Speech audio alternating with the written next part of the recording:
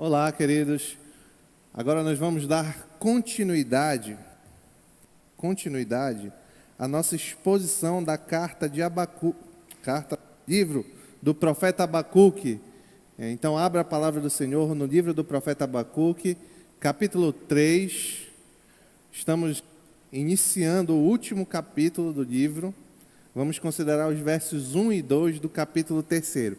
Uma pergunta: tem alguém aqui que não ouviu ainda nenhuma exposição do profeta Abacuque? Por favor, levanta a mão. Imagino que sejam visitantes, sejam bem-vindos, fiquem tranquilos, que eu vou fazer um contexto, um apanhado geral para que todos possam entender onde a gente está na carta, tá bom? No livro. Então, vamos considerar os versos 1 e 2 do capítulo 3. Em 1995, só os mais antigos vão lembrar aqui, saiu um filme chamado Morte Súbita. O ator principal, um clássico ator de filmes de ação, Jean-Claude Van Damme, e ele fazia o papel de um bombeiro. E ele era um bombeiro que trabalhava num estádio de hóquei, estádio que podia ser de hóquei, de esporte americano lá. Não sei que esportes eles jogavam lá, mas se eu não me engano, hóquei, basquete, dava para jogar ali naquele estádio. Só que, inesperadamente, num dia que ele leva os filhos dele para assistir um jogo no estádio que ele trabalha, inesperadamente eu coloquei entre aspas, porque em filme de ação, com Jean-Claude Van Damme, nada é inesperado, tudo pode acontecer. Então, inesperadamente, surge um grupo de criminosos que tem um plano sinistro para destruir aquele ginásio, aquele estádio. A razão pela qual eles querem destruir, eu não me lembro, mas não vem ao caso. No início do filme, o personagem principal, que está ele e os dois filhos dele, um menino e uma menina, leva a menina ao banheiro. Porque ela está precisando ir no banheiro, ele vai com ela, acompanhar ela, e ele diz para o filho dele: fique aqui e não saia daqui, independente do que aconteça. Coitado do menino. A ação do filme cresce e começa a rolar tiros, explosões dentro do estádio, a estrutura do estádio começa a ruir, e o pavor começa a tomar todos os que estão presentes, eles começam a correr, sair todo mundo para todos os lados. Imagine uma cena drástica.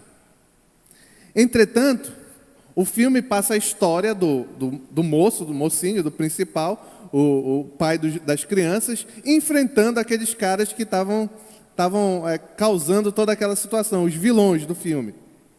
Só que é interessante notar o comportamento do menino no filme, porque o estádio estava explodindo, estava caindo e ele estava parado na arquibancada. Todo mundo foi embora e aquele menino ficou lá. Aí no final do filme, quando o pai consegue salvar lá, fazer tudo o que ele tem que fazer, ele vai atrás do filho, e o filho está exatamente onde ele tinha comandado que ele estivesse, esperando. E o filho diz para o pai: pai, eu não saí do meu lugar como o Senhor mandou. A obediência daquele garoto em meio a tanto medo ilustra a nova confiança do profeta Abacuque aqui no capítulo 3.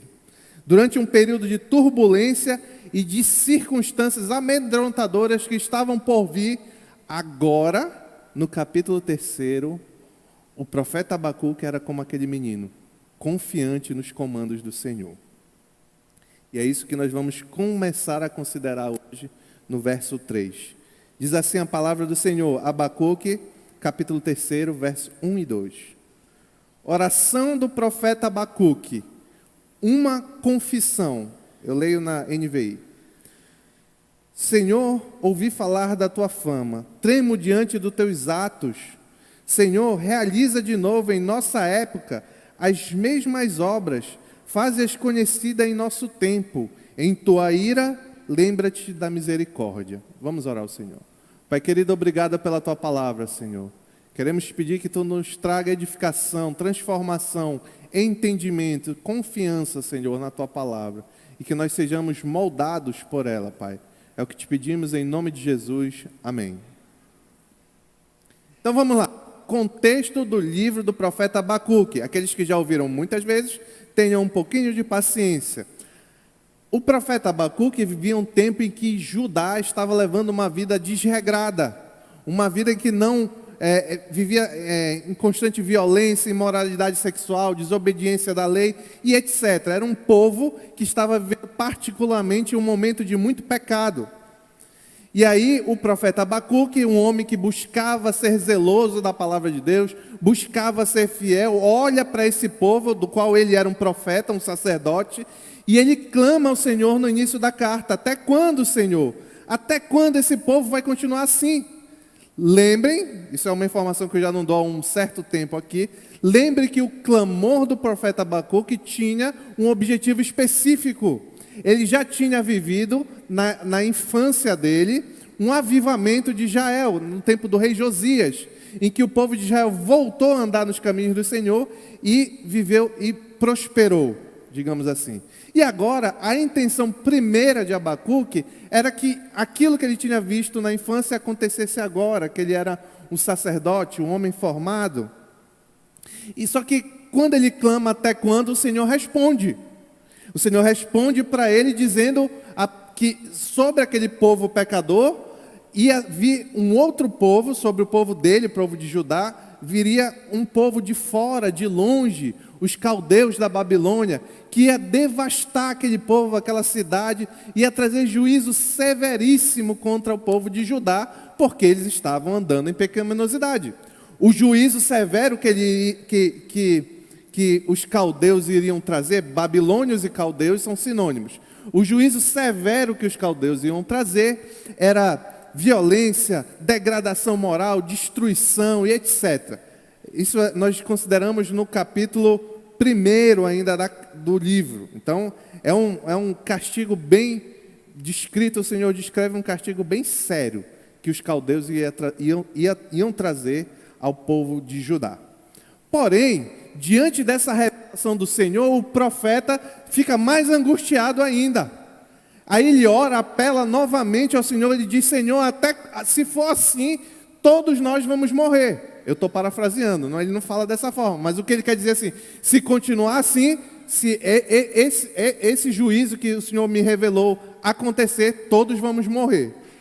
E então, aqui um versículo central para entender todo o livro, Abacuque capítulo 2, verso 4. O Senhor responde diante do novo apelo do profeta. Ele responde: o ímpio está envaidecido, os caldeus. Seus desejos não são bons, mas o justo viverá pela sua fidelidade. O que o Senhor quer revelar aqui? Porque ele está dizendo que, independente do que fosse acontecer, aqueles que não tinham desejos bons sofreriam juízo, que são os caldeus, e os ímpios do povo de Judá, mas o justo, aquele que é justo, que vive pela fé, como nós vemos aqui, pela fidelidade, esse que é justo, esse viveria por sua fé, ou por sua fidelidade. Na sequência desse verso 4 do capítulo 2, o Senhor revela 5 ais, 5 advertências, que é uma música de zombaria contra o povo caldeu. Iria vir muito castigo também sobre aquele povo. Olha a dinâmica aqui para ficar bem claro. O povo de Judá andava em pecado. Abacuque orou. Deus revelou que ia mandar castigo para o povo, os babilônios, os caldeus. Só que o castigo era muito severo. Abacuque orou de novo. E Deus revelou: não, eles vão levar castigo, os justos vão sobreviver, mas eles também vão ser castigados. Então, para aqui. Quando Abacuque entende os planos de Deus, ele muda completamente. Não aconteceu o que ele esperava que fosse acontecer, um reavivamento, mas ele entendeu os planos infinitos, os planos do Deus infinito. Diante desta realidade, nós vamos ver agora que no capítulo 3 ocorreu uma profunda mudança no profeta Abacuque, que vai ficar bem claro na medida que nós vamos considerar a oração que ele faz no capítulo 3. E é neste ponto que inicia a nossa consideração hoje, no capítulo 3, onde depois de todo esse diálogo com Deus, o Abacuque entendeu os planos do Senhor e agora vai orar com base nos planos do Senhor. O primeiro ponto que é o mesmo título da mensagem, um novo profeta, que está lá no verso 1. Abacuque, capítulo 3, verso 1. Vou ler novamente, bem pequeno. A oração do profeta Abacuque, uma confissão. O profeta, diante desse histórico que eu contei, enfim, entendeu os planos de Deus para o povo de Judá e para os caldeus. Ele não deveria se angustiar mais pelo que iria acontecer com o povo de Judá, nem também se angustiar pelo fato de talvez entender que os caldeus passariam sem castigo pelas suas atrocidades. Ele entendeu, enfim, o plano do Senhor. Depois de tanto questionar e argumentar, agora ele está calado e incentiva a todos a fazerem o mesmo diante da revelação dos planos do Senhor. Ele diz em Abacuque 2:20, o Senhor, porém, está no seu santo templo, diante dele fica em silêncio toda a terra. Neste primeiro verso agora do capítulo 3, é possível observar uma grande guinada no entendimento e no comportamento do profeta Abacuque. Antes de um argumentador, um questionador, agora ele passa a clamar ao Senhor. Por isso que o texto diz que ele faz, esta é uma oração do profeta Abacuque. Esta oração, este clamor do profeta Abacuque, ela foi moldada, ela foi realizada, feita em forma de canção. Muito possivelmente, essa oração que nós vamos considerar desde o verso 2 até o verso 19, não hoje, mas nós vamos considerar na carta, no livro. Esta oração, ela era um louvor que deveria circular pelo templo de Israel, nos cultos do templo. Lembrem que era central no entendimento para o povo de Israel a dedicação de orações a Deus no templo, quando o povo de Israel, ou o povo de Judá, estava diante de uma derrota por seus inimigos. Isso nós vamos acompanhar em todo o Antigo Testamento, diante de adversários que cercavam para batalhar, para enfrentar, para destruir o povo de Israel, depois o povo de Judá. Sempre o povo voltava para o Senhor e orava no templo para ter graça do Senhor. Era um procedimento comum. Nós podemos ver isso em 1 Reis, capítulo 8, verso 33 e 34. 1 Reis, capítulo 8, verso 33 e 34. Olha o que diz. Quando Israel, o teu povo, for derrotado por um inimigo, por ter pecado contra ti, olha como lembra a situação, né? Bem semelhante à situação de Judá aqui, no contexto de Abacuque. E voltar-se para ti e invocar o teu nome, orando e suplicando a ti neste templo, ouve dos céus, e perdoa o pecado de Israel, o teu povo, e traze-o de volta da terra à terra que destes aos seus antepassados.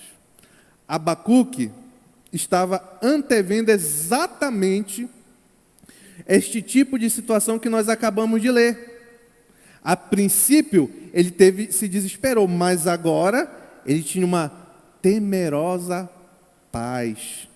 De posse dessa paz, apesar de ainda com temor diante do Senhor, que é bom e natural, mas diante dessa paz, Abacuque oferece uma oração para direcionar o povo do qual ele era sacerdote, para que o povo andasse na mesma direção dele.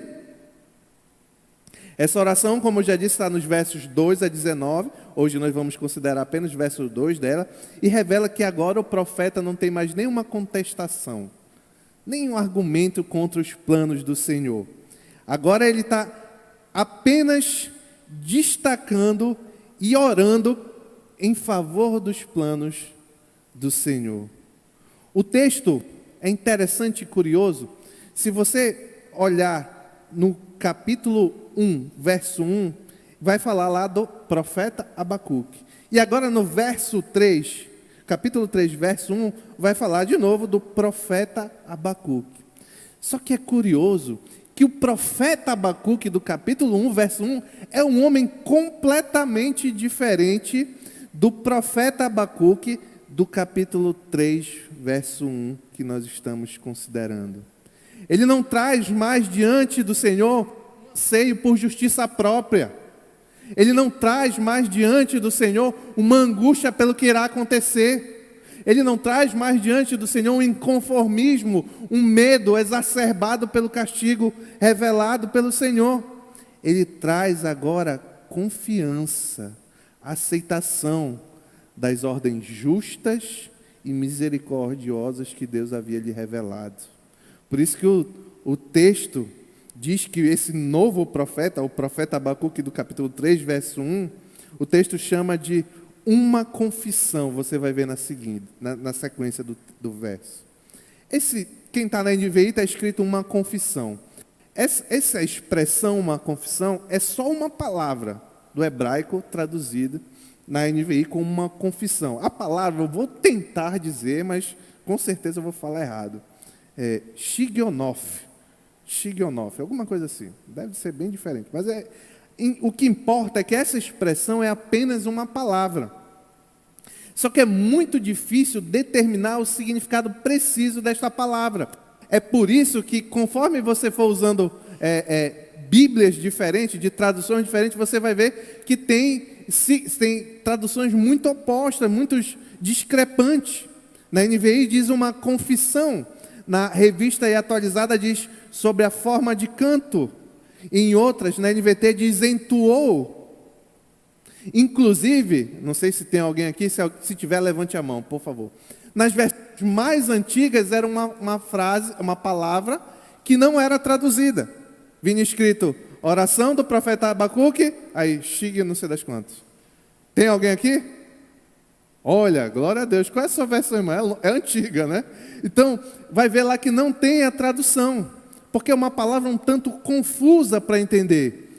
Os primeiros tradutores gregos entenderam que o termo se referia que a oração do profeta Abacuque era uma confissão pela ignorância do tempo anterior, quando ele questionava o Senhor. Por isso que a NVI traduz como uma confissão. Porém, parece também dar a entender também que esse termo é meio que uma instrução de como esse salmo, essa oração, que na verdade deveria ser cantada nos templos, deveria ser cantado. Então meio que uma confissão e uma oração, um salmo, uma canção e uma confissão.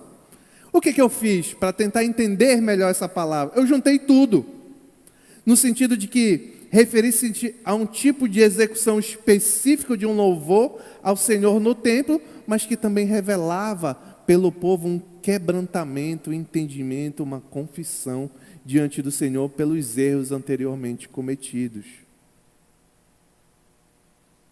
É interessante algumas lições que nós podemos tirar deste único versículo, esse primeiro versículo.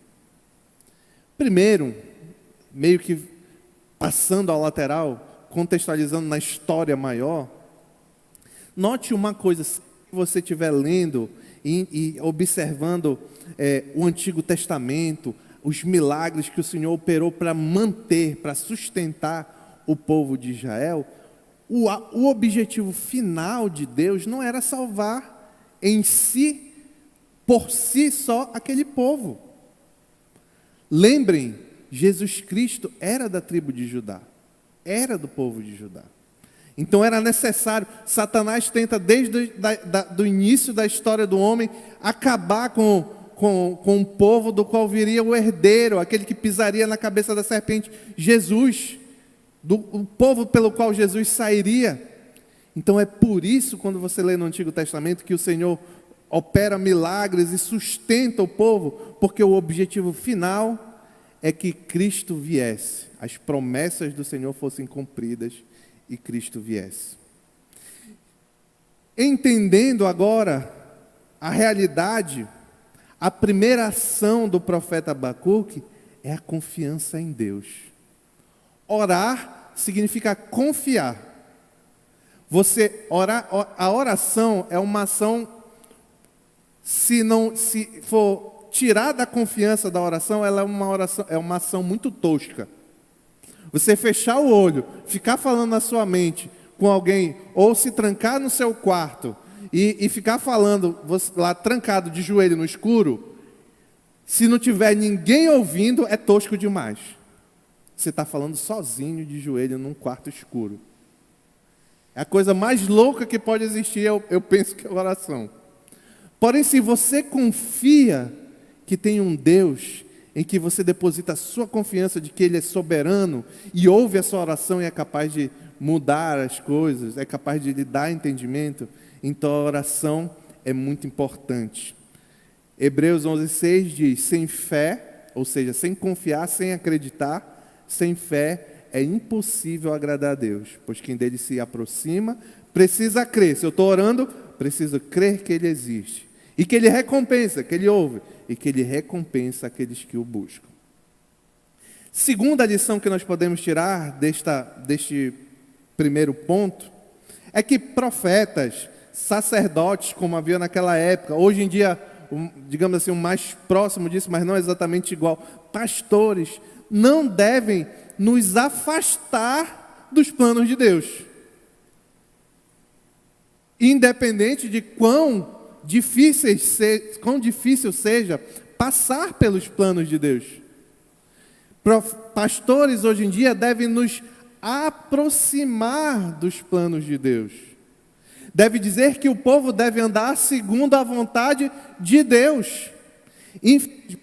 Infelizmente, nós vivemos em um tempo em que pastores se levantam dizendo que a Bíblia deve ser atualizada, que o plano que Deus traçou não está muito bom, que as determinações, os comandos que Deus traçou não estão muito bons.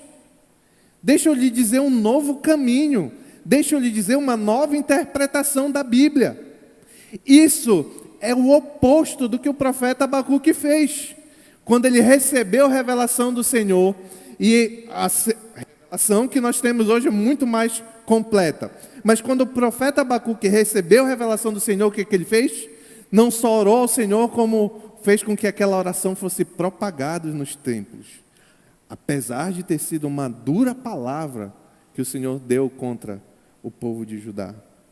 Então, cuidado com aqueles profetas do nosso tempo, muitos na internet, falam muita tolice. Olha, eu vou dizer, não perca muito tempo, procure homens sérios e foque neles assim para você ouvir.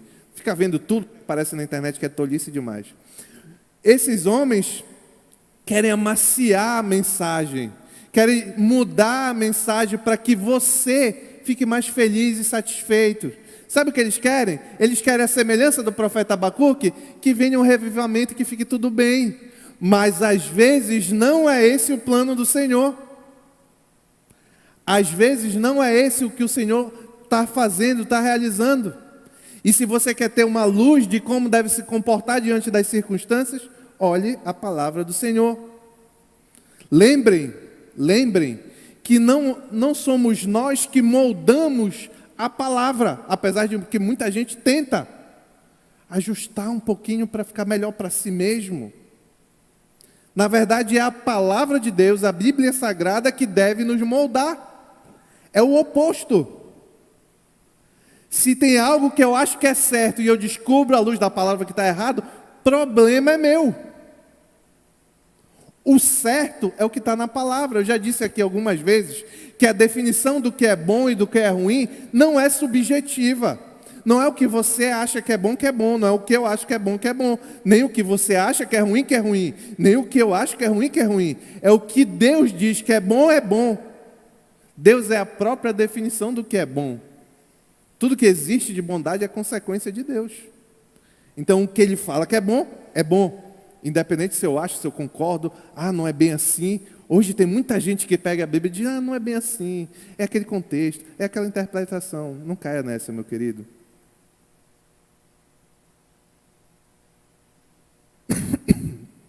A nova aliança de Jesus, que nós vivemos, tem uma vantagem imensa para cada um de nós, verdadeiros cristãos. A vantagem é que nós não precisamos de mediador para nos aproximar de Deus.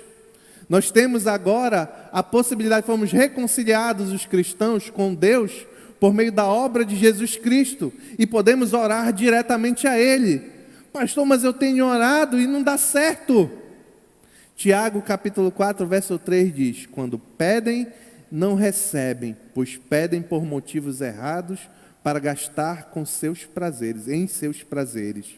O que Tiago está falando? O Tiago está direcionando a igreja a quem ele dirigiu a carta dele, está direcionando aquela igreja a mudar a direção da sua oração, à semelhança do que aconteceu com o profeta Abacuque. Primeiro ele orava pela vontade dele, o que ele queria que acontecesse, mas depois que ele observou o plano revelado do Senhor, ele orou conforme a vontade do Senhor. Você pode estar orando há muito tempo por algo, mas deixa eu dizer uma coisa, pode não ser a vontade do Senhor. Então como é que eu vou saber? Está aqui. O que direcionou Abacuque foi a palavra de Deus. O que pode nos direcionar a orarmos com sabedoria é a palavra de Deus. 1 João capítulo 5, versos 14 diz: esta é a confiança que temos. Ao nos aproximarmos de Deus, se pedirmos algo, alguma coisa de acordo com a sua vontade, a dele, ele nos ouve. Então você quer saber como orar? Quer ter uma oração poderosa? Busque orar com a vontade do Senhor. O segundo ponto é: um novo profeta faz uma nova oração. Está lá no verso 2. Senhor, ouvi falar da tua fama. Tremo diante dos teus atos, Senhor. Realiza de novo em nossa época as mesmas obras, faze-as conhecidas em nosso tempo. Em tua ira, lembra-te da misericórdia. Aqui Abacuque inicia, enfim, a oração, que seria uma canção, um cântico a ser repetido pela congregação de Israel. E diante da revelação dos planos de Deus, Abacuque é levado a adorar. Olha como inicia a oração do profeta Abacuque: com a adoração ao Senhor, exaltação do Senhor, o que faz com temor. Por isso ele inicia a sua oração dizendo: tremo diante dos teus atos, Senhor. Olha como deve ser um modelo santo de oração. Exalta em primeiro lugar o Senhor. É o que o profeta faz. A Bíblia testifica desde o Antigo Testamento e no Novo Testamento não é diferente, que o primeiro elemento de uma boa oração é engrandecer o nome do Senhor. Antigo Testamento, Daniel, capítulo 9, verso 4. Orei ao Senhor, o meu Deus, e confessei. Olha o início dessa oração. O Senhor, ó Senhor, Deus grande e temível, que mantens a tua aliança de amor com todos aqueles que te amam e obedece os teus mandamentos. O profeta Daniel começa elevando e glorificando o nome do Senhor. No Novo Testamento não é diferente. Quando Jesus é questionado como se deve orar, ele diz: ore assim: Pai nosso que está no céu, santificado seja o teu nome. Venha a vós, ao vosso reino, seja feita a tua vontade. Olha como é a oração que Jesus ensinou. O princípio é o mesmo de Daniel e o princípio é o mesmo de Abacuque agora, orando, glorificando o nome do Senhor. Quando nós voltamos a Abacuque, observe que essa exaltação, ele destaca um certo temor. E é importante, este é um importante componente da fé do profeta Abacuque, pois o temor dele testifica, o temor com que ele ora e glorifica o nome do Senhor, testifica, comprova que ele acreditou no que o Senhor revelou para ele. E ele diz na oração, ele pede que as obras que Deus, que as obras que primeiramente assustava ele agora com admiração e adoração pede justamente que o Senhor confirme essas obras. Olha que mudança. Primeiro ele orou perguntando se o Senhor ia demorar. Depois ele orou dizendo: Senhor, está muito rígido. Agora não, ele ora que eu quero que o Senhor faça isso, Senhor. Realiza de novo, ele diz. Mas o que o profeta Abacuque está querendo dizer com realiza de novo? O que ele quer que realize de novo? Muito provavelmente, Abacuque se refere à milagrosa libertação do povo de Israel do Egito. Quem tem um hábito, já teve um pouco mais de hábito de leitura do Antigo Antigo Testamento, sabe que é quase que um mantra do povo de Deus no Antigo Testamento lembrar da libertação do povo do Egito. Está em dificuldade, lembra que é o teu Deus que te libertou do Egito. Isso é repetido em inúmeros textos. Então, quando Abacuque diz para realiza de novo, pede ao Senhor que realize de novo, ele almeja algo naquele sentido. Ele pede ao Senhor, como em Deuteronômio 5,15, diz assim: lembra-te de que foste escravo no Egito e que o Senhor, o teu Deus, te tirou de lá com mão poderosa e com braço forte. Por isso, o Senhor teu Deus te ordenou que guarde o dia de sábado. Deuteronômio 24:18. Lembrem-se de que vocês foram escravos no Egito e de que o Senhor, o seu Deus, os libertou. Por isso lhes ordeno que façam tudo isso. Então, quando Abacuque diz faça de novo, ele está querendo que Deus, está pedindo que a semelhança daquilo que aconteceu, que Deus liberte o povo no meio da dificuldade. Não para que Deus repita exatamente o que ele fez, porque é outra, mas mostra qual era o procedimento do povo, uma forma com que eles oravam, lembrando que o Senhor já fez. Na segunda metade do verso, voltando para o verso 2 do capítulo 3, o profeta apresenta a sua petição. Ele diz: faze-as conhecidas em nosso tempo a tua ira e lembra-te da misericórdia. A expressão aí em nosso tempo, tem a revista e atualizada no decorrer dos anos, se refere ao período entre os dois juízos proferidos por Deus, o juízo contra Judá e o juízo contra a Babilônia. E para esse tempo, entre esses dois juízos, o Abacuque pede: em tua ira, lembra-te da misericórdia. O profeta Abacuque, aqui, notem, como ele fornece um excelente exemplo de quem está pleiteando, orando ao Senhor conforme as promessas do Senhor.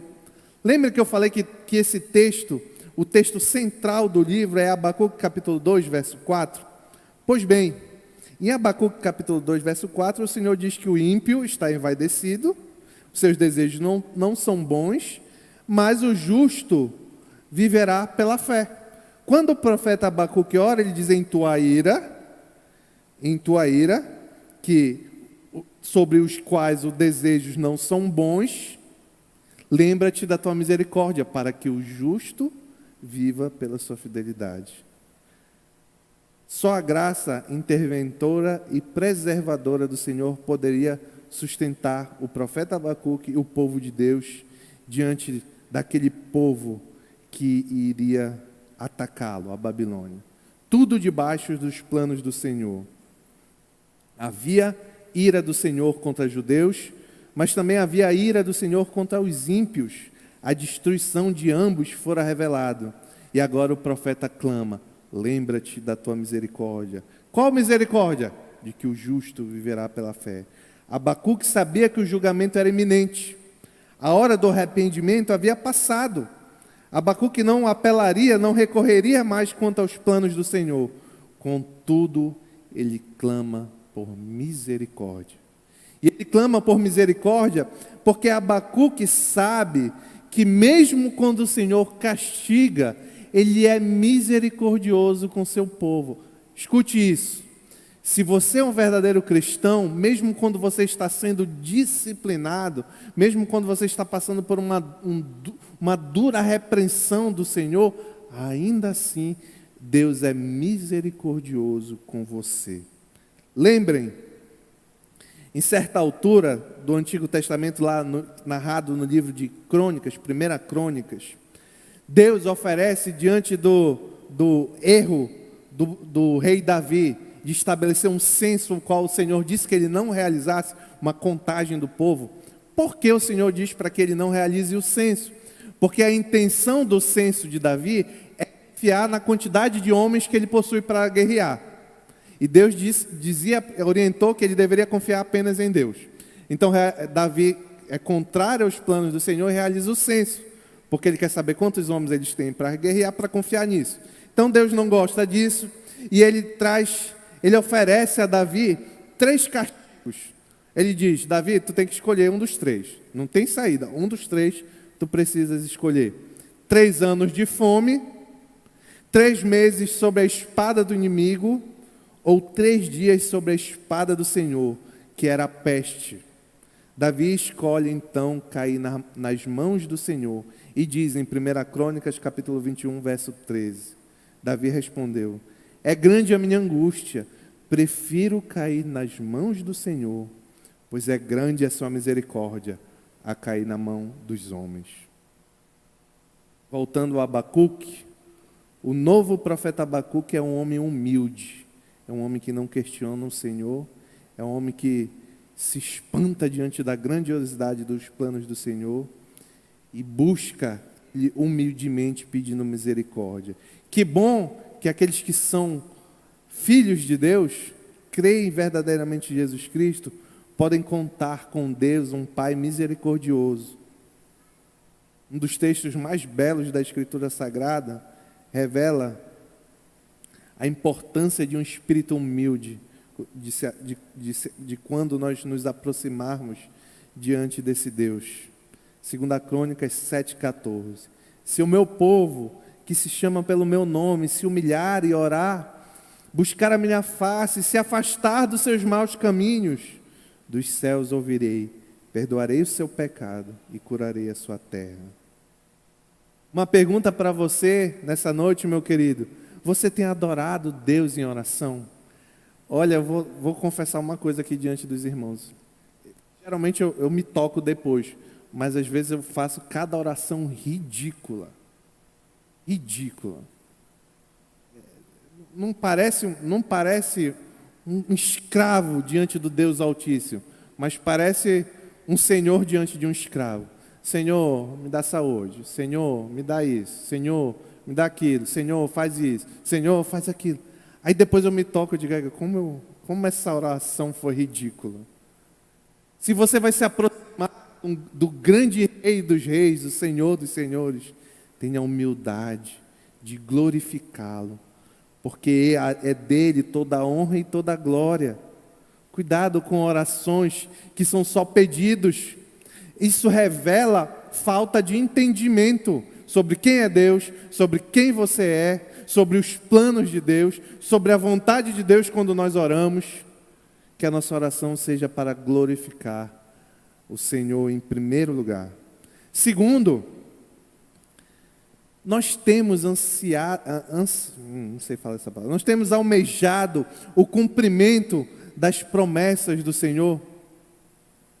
Quantos de nós, olha, essa semana um jovem me falou algo que eu achei precioso, e é algo que deveria ser comum, mas é raro. Ele disse que ele estava orando recentemente, porque ele esperava a vinda do Senhor, orando para que o Senhor venha, orando para que Ele ponha fim a toda injustiça, orando que Ele revele o seu último ato no plano da redenção, que nós estejamos diante do Senhor. Quantas promessas não tem? Que o pecado seja extirpado de uma vez por todas da nossa vida, que nós possamos glorificar face a face o nosso Senhor Jesus Cristo. Quantas promessas! E esse jovem disse: não, eu fico orando. Ele me perguntou assim: é errado orar para que o Senhor venha? Não, não é orar, é errado não orar para que o Senhor venha. É errado não desejar que o Senhor se revele novamente, como revelado nas Escrituras. Numa escala ampla e abrangente, o tempo de Abacuque nos fornece uma compreensão do nosso tempo, pois vivemos em um tempo que continua a purificar o seu próprio povo por meio de muitos juízos punitivos. Por exemplo, Covid, a pandemia da Covid. Para o justo, e quem é justo? O que vive pela fé, um tempo de aprendizado, um tempo de castigo, mas castigo visando disciplinar. Para o ímpio, é só castigo. Para o justo, moldar, disciplina do Senhor. Para o ímpio, castigo puro. A esperança o humor, a confiança do crente está firmada nas promessas do Senhor, de que Ele preservará a nossa vida, a despeito de qualquer calamidade, a despeito de todas as circunstâncias. Isso é uma realidade que, a semelhança do que aconteceu com o profeta Abacuque, deve nos tornar humildes. Senhor, o Senhor está no seu santo templo, cale-se diante dele toda a terra. Eu confio nos teus planos. Quem sou eu? Eu sou aquele que vou clamar, apesar de saber que o meu povo, eu vou sofrer na mão dos caldeus, mas eu vou clamar confiando em ti, porque o Senhor está no seu santo templo, cale-se diante dele toda a terra. Por fim, com o novo entendimento, Abacuque tem uma guinada pessoal de humildade, uma transformação de humildade e confiança. Você já possui este indispensável entendimento quanto aos planos do Senhor? Se sim, se a resposta é sim, pastor, eu confio nos planos do Senhor, eu confio no que a palavra diz. Se sim, isso tem refletido no seu comportamento? Tem saído da sua mente este entendimento e passado ao seu coração? Ou você anda ansioso com tudo que acontece? Ou você anda revoltado com os acontecimentos? Ou você anda soberbo, achando que é algo que não é? Isso pode revelar que você tem esse entendimento na mente, mas não guardou no coração, não está vivendo conforme esse entendimento. Agora, se a resposta para essa pergunta, se você ainda não entendeu os planos do Senhor, se você ainda não entendeu a salvação que há em Cristo Jesus, e agora já acrescentando o Evangelho aqui, se não, se arrependa enquanto é possível, porque vai chegar um dia em que você não poderá mais se arrepender dos seus pecados. Se arrependa enquanto é possível. A semelhança do filme que eu citei na introdução, um dia Deus voltará como um pai para buscar os seus filhos em apuros. Sem fé em Jesus Cristo, você não será um deles. Repito, sem fé em Jesus Cristo, sem Jesus Cristo ser seu Senhor e Salvador, quando Deus voltar para buscar os seus, você não será um deles. Você pode realizar as melhores obras do mundo, ajudar a maior quantidade de pessoas do mundo, mas se você não confiar na obra de Jesus Cristo e se arrepender dos seus pecados e passar a lutar com eles, nesse dia em que Deus vier buscar o seu povo, você não será um deles. Sem fé em Jesus Cristo, algo muito pior que um estádio de rock cairá sobre você no dia final. Em nome de Jesus, amém.